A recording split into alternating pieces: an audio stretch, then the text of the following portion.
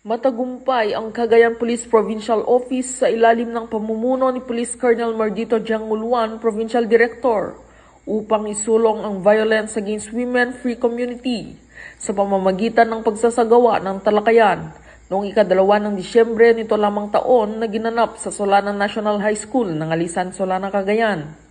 Ang aktibidad ay hakbang bilang kanilang pakikiisa sa 18th Day Campaign to End Violence Against Women na may temang United for a Vow, Free Philippines.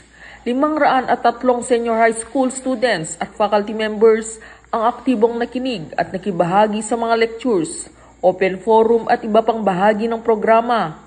Tinalakay ang tungkol sa RA 11313 o Safe Spaces Act at RA 8353 o ang Anti-Rape Law of 1997 ni Police Major Hazel C. Taborada, Provincial Legal Officer, kasunod ng pagtatalakay sa Unified 911, anti-fake news, anti-bullying at iba pang God-related concern. Sa mensahe ni Police Lieutenant Colonel Stanley Gibanan, hepe ng Solana Police Station, ibinahagi niya ang mga konkretong hakbang ng kapulisan para sa proteksyon ng kababaihan kabilang ang paggamit ng Unified 911 bilang mabilis at maasahang paraan para sa agarang pagresponde sa anumang insidente ng karahasan o pang-aabuso.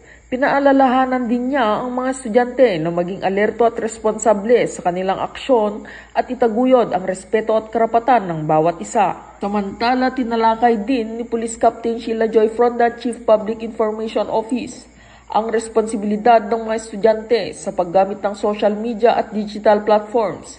Ipinaliwanag niya kung paano makakaiwas sa maling impormasyon, panliligalig at cyberbullying, at paano mapanatili ang respeto at pagkakapantay-pantay at kabutihang panlipunan sa online at offline na pakikisalamuha.